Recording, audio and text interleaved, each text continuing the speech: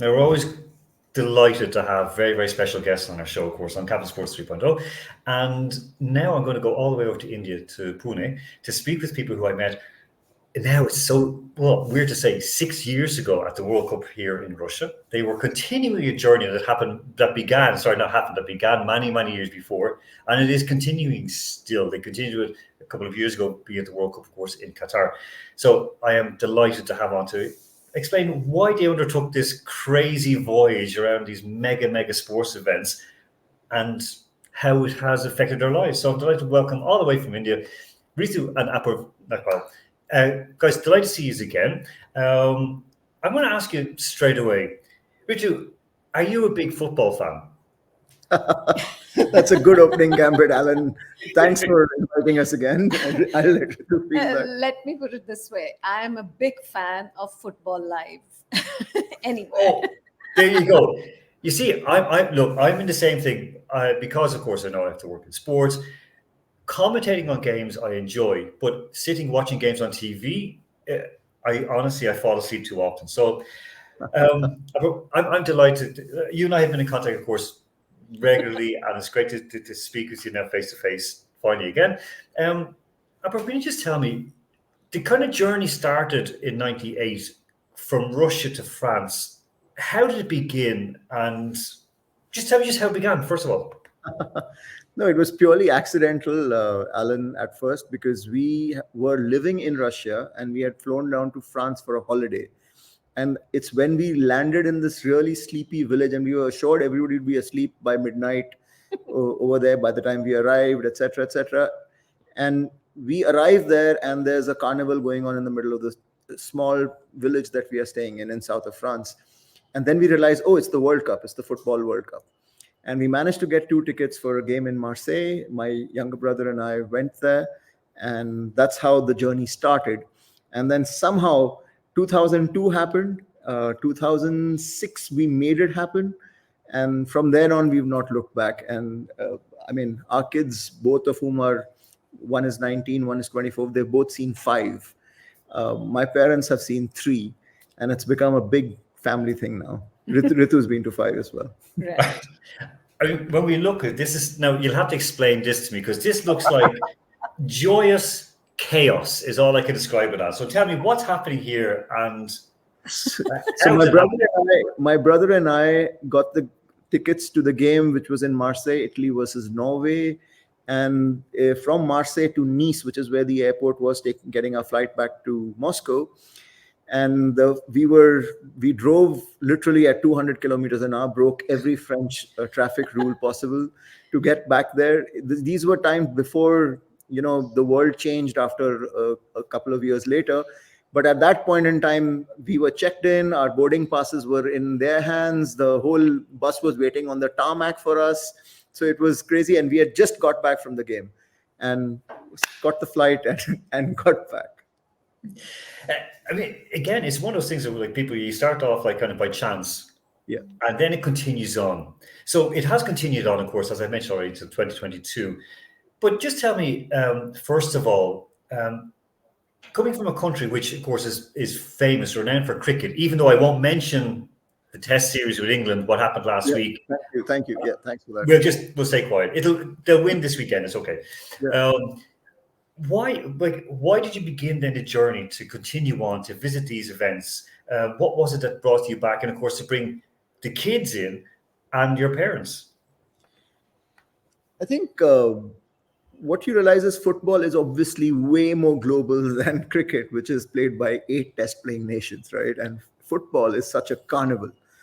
And the fans actually are there to have a good time. I mean, 1 or 2 countries, they get aggressive. We won't talk about that. But most people are just there to have fun and party together, which is funnily why we usually end up going for the group stages, because that's when most people are relaxed, they're having fun, chilling with each other, meeting in the town square, etc. And that for us was the vibe that we love, meeting with different country folks. I mean, Costa Rica or Colombia or Exactly. Cameroon or Ivory Coast, and everybody is just out there to, I mean, in I think it was in Russia, where one of the countries, they said, look, we've got to the World Cup after, I think, 15, 20 years. We don't think they're going to get there again in the next 4 to 8 years. So everybody from that country had flown down just to be there Right. for this epoch. And that's the vibe, I think, that we love. I mean, we've just fallen in love with that vibe around us, the stadiums, it's fantastic, and it's a 90-minute sport. So then that also kind of, helps us, and you're there, you're like with adrenaline, you're like there for 90 minutes, and then it's over. So that also kind of, I mean, my mom, if we really push her, will struggle to answer as to how many players are there in a football team. right. 3 World Cups, and she's ready to go for the next one as well. So it is one of those things where you, as you said, Ritu, you're right in saying that it's 90 minutes. It's like, for me, now, Apurv, you lecture on this. For me, as a person who loves cinema, loves movies, 90 minutes of a movie is perfect. Especially if it's a comedy or a good action movie, or a good thriller, because you want to go in, you want to have your single box of popcorn, your single bottle of Pepsi or whatever it is, one bag of jellies. That's it. You because when you start to run out of popcorn, then you're kind of going, this movie's too long. Or am I wrong? Am I wrong? I'll let Ritu feel that. I don't mind the longer version. I can actually sit for 5 days and watch a good test match. I don't have a problem with that. But Ritu, I think, is more in your camp than mine. Cricket I can watch at home and I'm happy, but then there was a little bit of a trauma as well. We don't talk about that. Oh, hold on. No. Now we talk about this. So tell me, what is this trauma?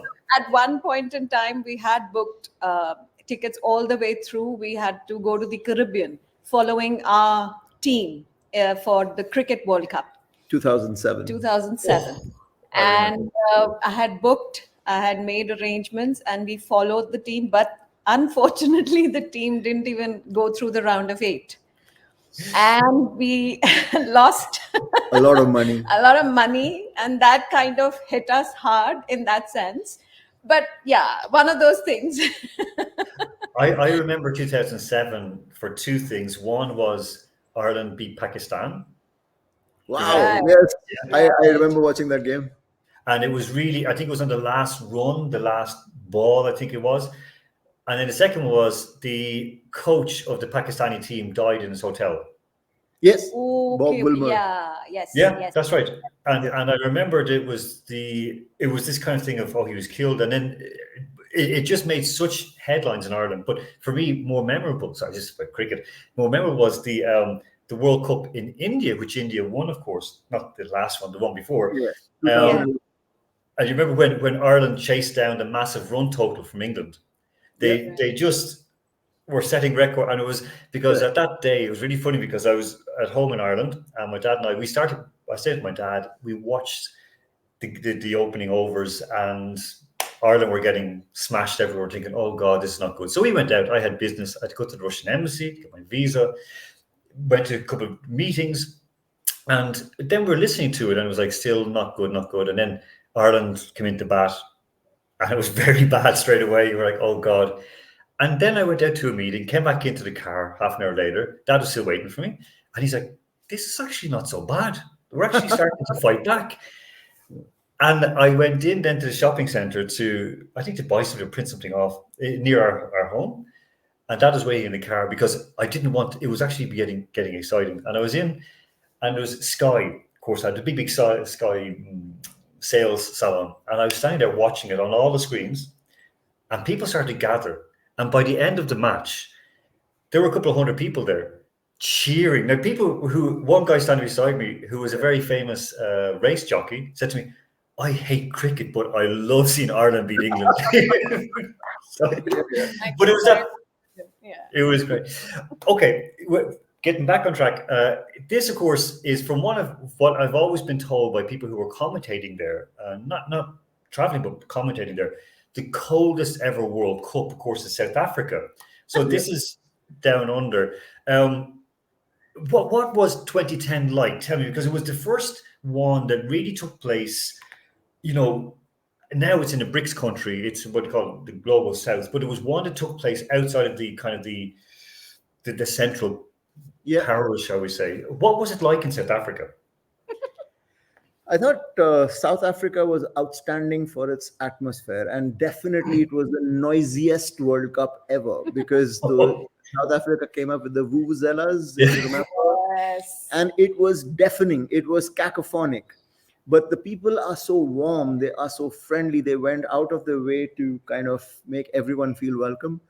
uh, and it was very cold in Johannesburg and nearby. But when you went to Durban and Cape Town, it was t-shirts and shorts territory as well. So Yeah. South Africa is a huge country. People, I mean, when you look at the map of Africa, you don't really get idea of the size, but it's massive. I mean, it's a 2.5 hour flight between a Joburg and a Cape Town as well. So yeah, Yes. it was And amazing. we were going in from Russia, right? No, 2010, no. 2010, we were not going in from Acha, Russia, but we were going yeah, in from the UK. Yeah. yeah. So Oh, UK. Yeah. But we were prepared. We had lived in Russia, of course. I was going to get We were kind of acclimatized. Yeah. with the next, of course, then 2014. How did you guys find that one as a World Cup? I think, I mean, I'm going to combine the 2014 and 2018 answers in a Mhm. sense, because Brazil and Russia will remain our favorite World Cups Oh, ever. yes, by far. Yes. And Brazil is, you know, they're people like us with very similar family values, with very Yes. similar warmth, hospitality sense, etc. So I think all of us almost just wanted to stay there and not ever come back home. And I'm Really? not exaggerating. So Yes. Brazil was very, very special for all of us. He almost bought a property there. He looked out for a property. Whoa. So, I've heard of That's that. why, of course, we went back. So it was But very familiar. Brazil is, I mean, it's just gorgeous as a country, and there's not too many tourists outside of the standard couple of places. So you can go to parts where they're not accustomed to tourists. So which we ended up doing, and we drove 300 kilometers up from Brasilia in the middle of their waterfall territory. Oh, yeah. Saw gorgeous, stunning nature. Stayed at an eco resort. So things like that just Went were to amazing. these crystal clear blue lagoons, Yeah. actually, as you see in the movie. Yeah. And we were mistaken for locals at quite a few places. So we love that. Yes. We But blend- again, it is something that, like, it's an advantage because you're world travelers and you've lived in so many places that you kind of meet. But I won't say misfortune, but you meet kind of these things just in your stride. It's like, oh well, okay, fine. And I think locals find that because, again, as you went, and we'll put up now the photo, happy photo from Russia, Yeah. and again, Russians, again, they you both remember, they're very hospitable, and when you go off the beaten track to some places, Right. this of course is the World Cup, the second round game between Yep. Spain and Russia, which of Yep. course we actually met in the stadium that day, haven't met beforehand. And I mean, it was a magnificent day. It was a terrific result. We do know there were huge problems in the Spanish camp. We know that. We know that as well, that they weren't so happy. It was a great game as it was, with the whole as it developed into the penalties as well. But in terms of with Russia, because okay, you've lived here, but what would be your most outstanding memories from the Russian World Cup? We I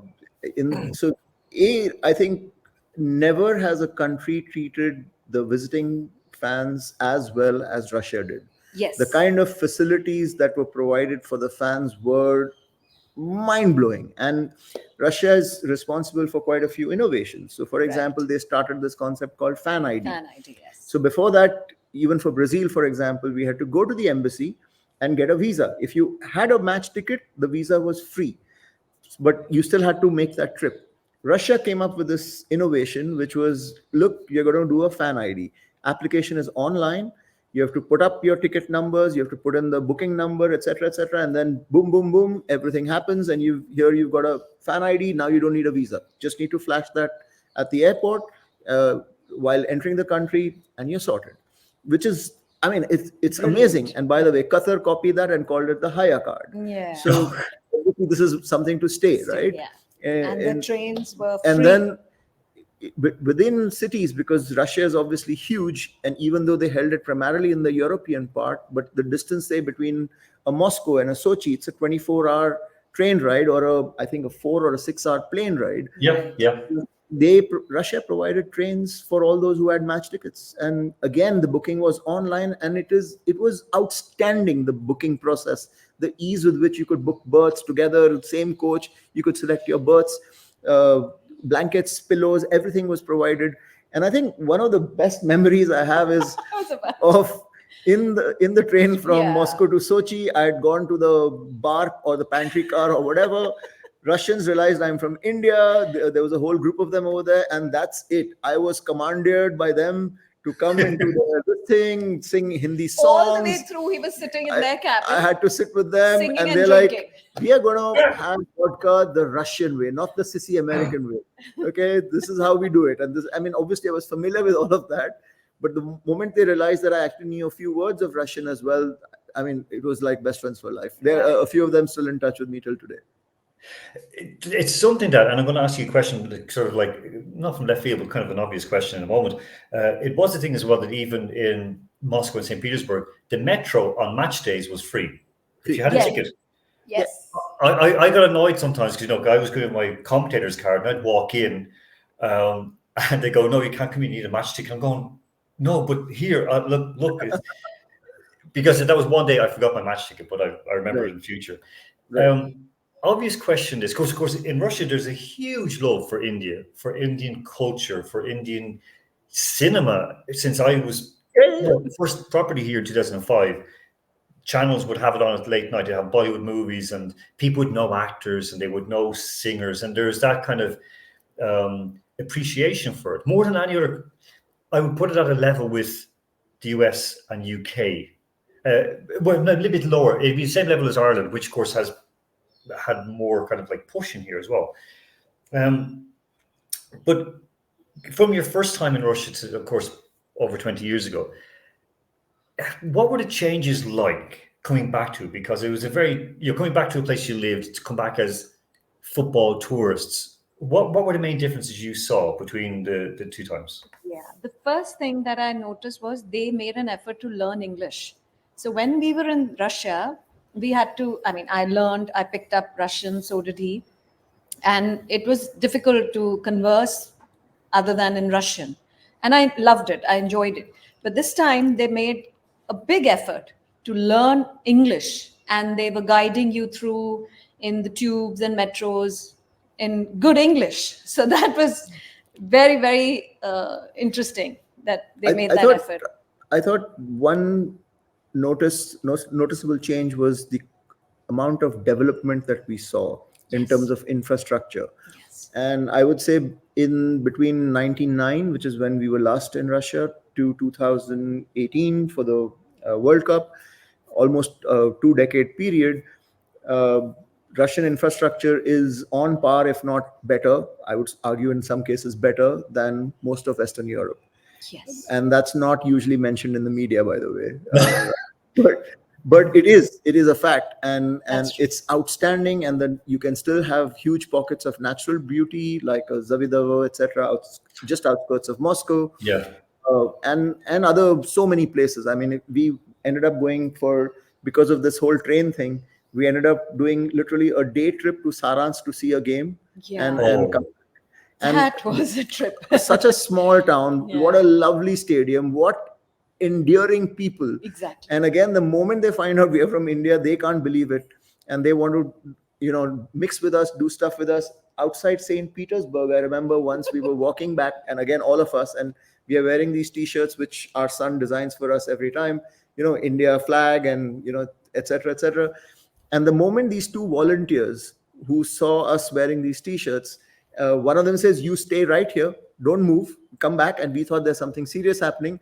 And she comes back with her friend, and they put on a Bollywood song, and they do they perform to that, the complete steps, just like how it is in the movies, right? Even better. They did it exactly. It was beautifully done. We were gobsmacked, and it was Amazing. And you're right about, India Russia having a special bond, because that's been there since before. When, for example, the West would look down upon India, at that point Russia was India's main friend in that sense, right? Yeah. So I remember as a young child going to like the Russian cultural institute here in Bombay at that time. I would walk across and they would be showing us Russian movies and things like that. And I mean, so it's always been Always been there. My sister learned ballet here in India at that time. And there were so many cab drivers in Russia. Wherever we would get in, they would play us their favorite Bollywood song, etc. Exactly. And sing This is along. it. This is it. There was, I can honestly say, when I was first in Uliano, so a provincial city not far from Saransk, and sitting there in a house with people, and in the evening they had on Bollywood movies, and I'm like, why are you putting this on? And they're like, we like it. And until now, I mean, yesterday I sent a picture to a colleague of mine in India, and I sent it to her, where I was walking down to go training with my son, and there's an India shop just called India with like clothes. Now, I'll be honest, I buy stuff there as well, some spices, some tea, but it's terrific. So again, places like Saransk, and one thing as well, people, you would understand, because in India it's so multicultural, so diverse, so multi-ethnic, multi-religious, multilingual, of course, as well. In Russia, of course, you're in Mordovia, which is they're within Mordovia, they have different languages as well. Right. And did you it as well? Sorry, just a side question. Yeah, sorry, no, we lost you a little bit there, Alan. Okay, no, it seemed to drop.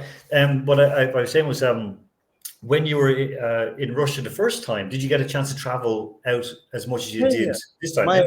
My role involved traveling, because I was looking after a set of brands across Russia, so I traveled quite a bit. So yeah, I got a chance even then. So you can, okay, that's great. One thing as well that Apurv and I, we discussed this when we're saying with photos. This is something that's really, really, for me, it's very striking. Of course, this photo, of course, won the stadium. I think it could actually be Saransk, or it could even be Sochi. And people see Surgut here, of course, is out in Siberia, the Indian flag, and a Pakistani flag. Pakistani fans watching football in Russia.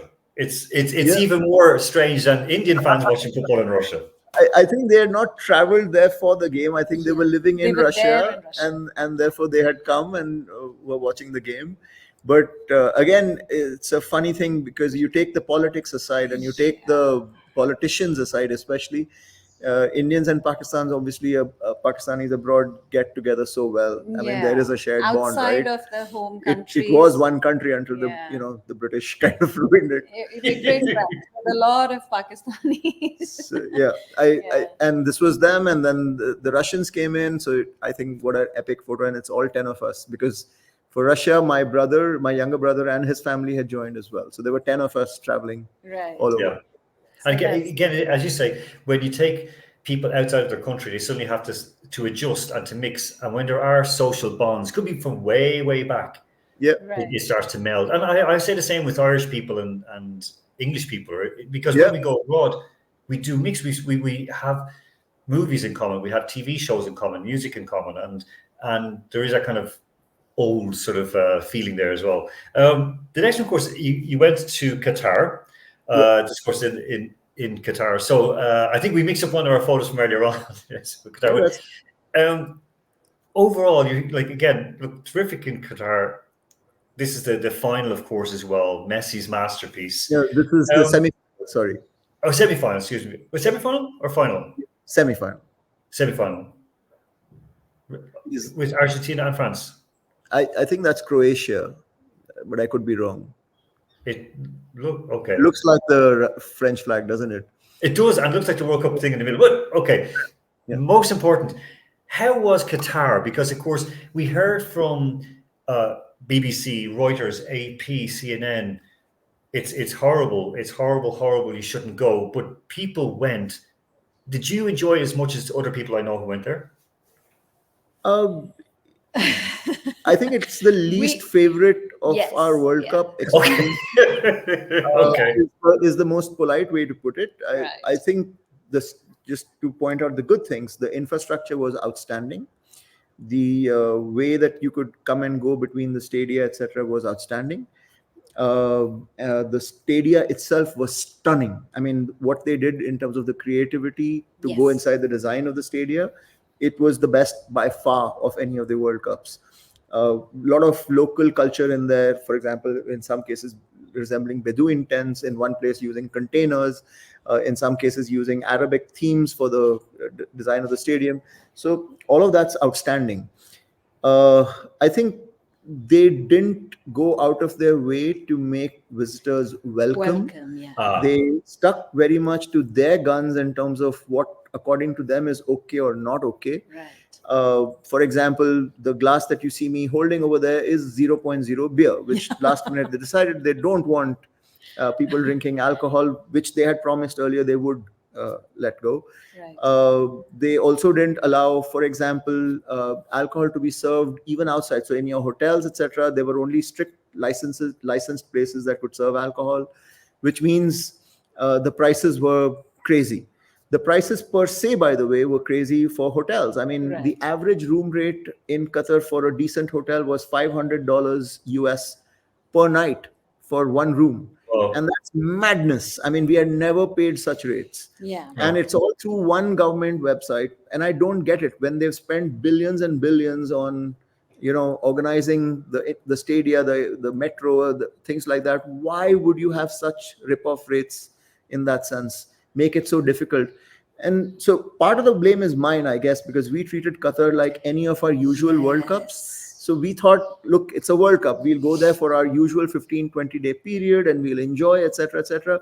I think Qatar needed to be a shorter trip. Yes. Go there for 3 or 4 games, stay for a week, maybe even 4 days, watch a couple of games, come back. Because it's a small country and we didn't realize how small until you really get there Yeah. and realize everything is literally a couple of hours drive from each other. Yeah. And there was too much security. Too much called in from all over the world. So it was a little daunting. So you get a little, taken aback by that level. And I mean, literally imagine a security Yeah. guard every 2 rows exactly. and standing there throughout the game, standing like this, Because just then looking at you. it kind of dilutes the pleasure of going to a game and getting into that mode and getting into those chants and stuff. But having said all that, we can have fun. Yeah, the four on of us will Mars be- as well. The four of us, leave us together, we'll be fine everywhere. We'll be fine anywhere. But as I said, probably our least favorite World Cup. Absolutely, well put. Yeah. It's interesting you said it, because I know some people who flew down. For example, they were staying in Turkey, and two people living in Turkey in Istanbul, and they would fly down for a Right. game and fly back out, and Yes. they didn't stay. I know one guy. I think there was some issue with his flight. He couldn't get back to the flight. Again, he's working in media, and he couldn't get back to his flight on time. So he just sat in the airport. He said, "I'm not." Again, like you said, he looked to see could he get a hotel or Yeah. somewhere to stay, and he said it was up to nearly $1,000. And okay, this was, again, we can excuse that was last moment, but it was a case where many of the hotels were sold out. We really struggled. Yeah. And I mean, people will always, there's no mega event that people will not complain that they're being gouged by prices and so on. Except I have to say, the World Cup in India in cricket, where speaking with England fans, and they were delighted at the bargains that they had. They said it was because there was so much on offer. But again, Qatar is tiny. It's a tiny nation, and I hope I don't see evidence of that, but FIFA and now Mr. Gianni Infantino, I don't think understand the common fans' perspective anymore. It's a lot about the sponsors and their guests who are coming in, and therefore they're booking up the entire hotel. They're booking for their own fans, etc. But the common spectator, who, according to us, determine the vibe of the place. They're the ones who are going around with flags, who are partying late at night. So that common fan got shortchanged in Qatar. I don't think Infantino or FIFA or UEFA or any of the other bodies have realized that, because these guys come in as VIPs. They literally stay in an ivory tower and come for the match, etc. But as a fan, what you go through, Qatar wasn't great. There's talk of Saudi doing something now, probably Yes, yeah. 2024. I I mean, from whatever I'm hearing about Saudi, they are going to be way better than the Qataris. I mean, I lived for 2 years in Saudi in Jeddah, Yeah, and for sure, there's no matter what people say, there is a football culture. They love their yeah, football. They really do. It's football mad. Most people don't go to stadiums, but they'll watch all the domestic games on TV. They're very. right. This is how they. Most of the stadia are so. They're very limited, very basic, but they will be improved. But again, we'll wrap up shortly. I just want to ask you two small questions. First one is, what's the benefit? You've traveled around the world, and you've lived in different countries. So, what's the benefit of sports community? And then the last question will be, rate. Okay, we know where Qatar is, but rate the World Cups in order of best to Qatar. Yeah, but Ritu, do you want to take the first one? Um, there's a with sports there's a sense of camaraderie. There's a sense of being part of a team, a group, and for families especially, then there it's big time bonding. And then when we travel for the sports, there's so much that you have in common, and then you bond over that love for sports. And so it builds bridges, I feel, for the sports of all over the world. And given football is more connected around the world, much more than cricket. There are so many countries that don't play cricket, but with football, I feel. What do you think? No, completely. I mean, look at the two examples we've just discussed already. You and English folk Yeah. outside, and you're, enjoying your the way the adrenaline rushes when you see your team do well. I Right. think that's unparalleled apart from sporting events. The way we witnessed it, and again, I've had the privilege to watch different sports, including Ryder Cup recently, including F1s, including but with football, it is completely at another level. So I think that's one. If you look at the photograph that you put up a while back, which is Indians and Pakistanis getting together, Right. watching football game, etc. That's again a different kind of camaraderie that kind of comes together. Right. See, I think sport is so good because it celebrates achievement in a way, Yeah. in a very unique way. You don't have to be a rich person to get entry into the sport. Yeah. For most sports, that holds true.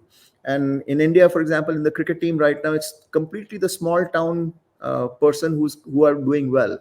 Similarly, in football, we have so many cases of kids who've been born and brought up in dire poverty, but because of their skill, they've managed to come up and spread their talent through the world. And that is so rare. I mean, in academics, for example, it would take you years to master and reach another level, but here with this talent you can kind of rise up much quicker. So I have that angle, and then I have this angle of kind of countries coming together. And that's why for us, the football World Cup is such a unique conflagration of people coming together of all continents, all countries. Absolutely. I can't wait for it to be 48 teams, by the way, in the next World Cup. Yeah. So I even agree. I know people. I had arguments on shows about this. I think it's great when they expanded the Euros to 32 teams. I was like, brilliant, because suddenly Hungary were back in. Iceland. Remember Yeah. the Icelandic fans Yeah, yeah, in Russia. Once But- a lifetime. And then, so this is bringing more people into it, like Bosnia, Northern Ireland, Scotland. Give people a chance to dream, because if it's limited like it used to be to 8 teams, for example, or 16 teams, yeah. the carnival is very, very short, Yeah. or very small, I should say, and short as in doesn't last a long time. We On had that this note, funny yeah. story, by the way, which was Oh, please. Brazil. We were our kids, Anvam and Anvika, were going down in a lift from the hotel, and we were supposed to meet them at a certain location.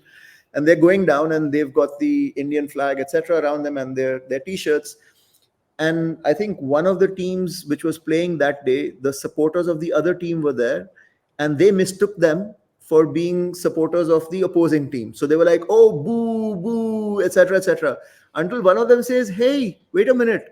This is not, I think it was Ivory Coast or something like this. This is not Ivory Coast. This is India." And then suddenly everybody starts applauding and hugging them, and they did a huge photo outside, etc. And again, where do you find that happening? We can show you 50 photographs where people from other nationalities are approaching us and saying, "Okay, we want to take a photo with you." Yeah. Just because they see four of us with this India flag, this crazy family roaming around. So I think for us, that's the magic of the World Cup. And even our family has benefited. I mean, the children and us, we like bond over the game and traveling. It's our perspectives are so. There's a documentary about us, a short 2-minute clip on FIFA BBC. Plus. On FIFA Plus, and I remember since they were year high, I mean, we used to go to the schools and I used to talk to the principals, the heads, and then get them out because it would be a school year. Of course. And we'd be traveling for 20, 25 days. And how, like, wherever we've lived in India, we moved around a bit. And they would always be like, and they would get out of school and then they would manage. So they were famous in schools for going for the FIFA tournament. True.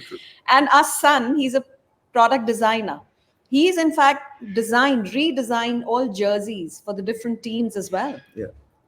So he's on YouTube. He's big there, and it's wonderful how it's affected us positively. But this is like I grew up in a sporting family, and especially my dad had been former player and then coaching different sports. So I played on a couple of his teams, and until literally the week before he passed, our phone conversation was about a match. We're speaking about the result of the match and what we thought of it, what was interesting. And there is a couple of lovely moments from City Slickers, the movie. There's one where I forget who speaking with. They're talking about like good moments in their lives. One of the actors, I can't remember his name, is speaking with Billy Crystal, and he said, "Baseball." He said, "Why baseball?" He said, "Because for my whole life, I never loved my father, and that's the only thing we could speak about. That's the only thing that connected us." And it is true, because for boys and girls, but I'll say just from a male point of view, from boys, when you're going through puberty and your teens, of course you do, you're bumping heads with your dad and your mom as well, with your dad. But if you have a connection with sport, it makes it an awful lot easier, because there's times when you don't want to speak to that.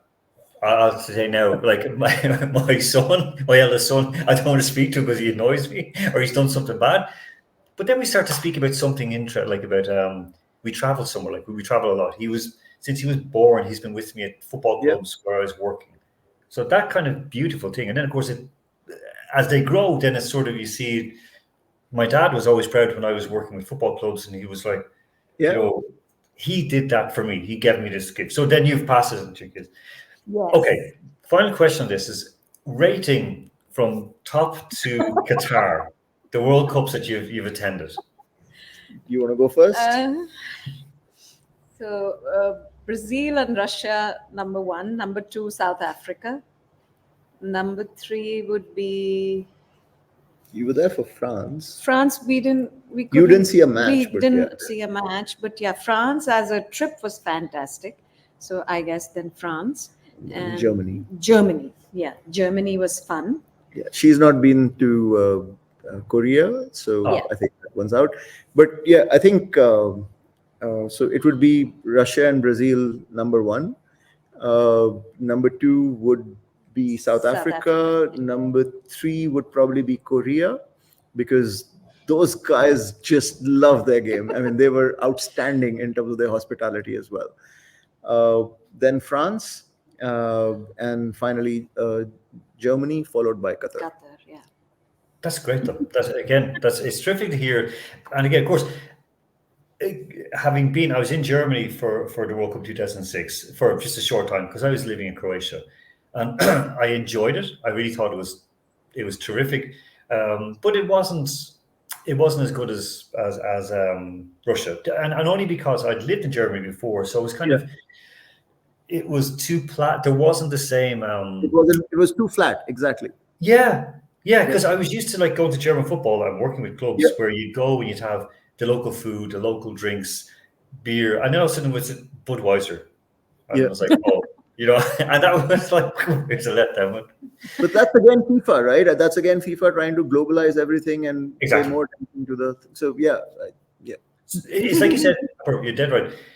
They have their big partners, Coca-Cola, McDonald's, Budweiser, and they see that, no, okay, we can criticize it, but from a sports marketing, sports point of view, they fund things, but at the same time, you do lose if you're not sure, if you're not brave enough, you do then miss out. So that's and that's what both of you have not done. You've been very, very brave and come on here with me as well. So look, on that note, say thank you very much for doing that, Apurv. Have a super day, and I'm looking forward to see more of the adventures, especially in 2026. No, thank you so much, Thank Alan. you so And much. love to everybody in Russia, love to everybody in Ireland, and wherever else you see it. Thank you. Thank you.